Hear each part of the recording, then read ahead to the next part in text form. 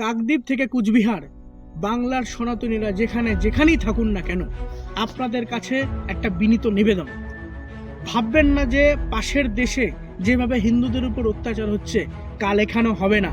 এটা মাথায় রাখবেন। 2024 সালে মা কালী, মা দুর্গা, এমনকি কার্তিক পূর্ণিমার রাতেও আমাদের দেবদেবীর আরাধনায় আমাদেরকে হামলার সম্মুখীন হতে হয়েছে।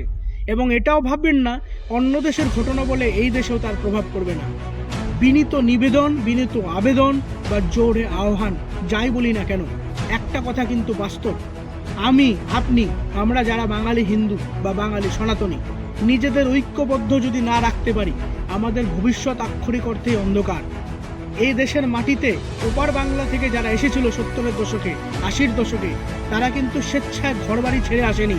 তারা ধর্মীয় পরিচয়েতে আক্রান্ত হয়ে তথাকথিত একটা বইয়ের অনুগত, একটা নেতা, একটা বিশ্বস্ত যাকে মনে করে তারা চলে, যাদের কথাতেই একটাই চিন্তা, বিধর্মীকে থাকতে দেওয়া যাবে না, বিধর্মীর সবকিছু ধ্বংস করতে হবে, প্রয়োজনে তাকে হত্যা করতে হবে। তাদের অত্যাচারে কিন্তু ওপার বাংলা থেকে এবার বাংলায় আসা। আর এই জায়গায় থেকে দাঁড়িয়ে এত কিছুর পরেও তথাকথিত সেলিব্রিটি, তথাকথিত বুদ্ধিজীবীরা বাঙালি হিন্দু নিয়ে কথা বলতে লজ্জা পায়। কিন্তু আমি আর আপনি, আমরা যারা শুনছি, বুঝছি, দেখছি, আমাদের এই উপলব্ধির জায়গা থেকে একজোট হওয়াটা দরকার। এখনো চোখ খুলে এই ঘটনার প্রতিবাদ করুন এবং আগামী দিনে আপনাদের বাড়ির কাছেও যাতে এটা না হয় তার জন্য একজোট থাকুন। এক হ্যায় তো সেফ হ্যায়।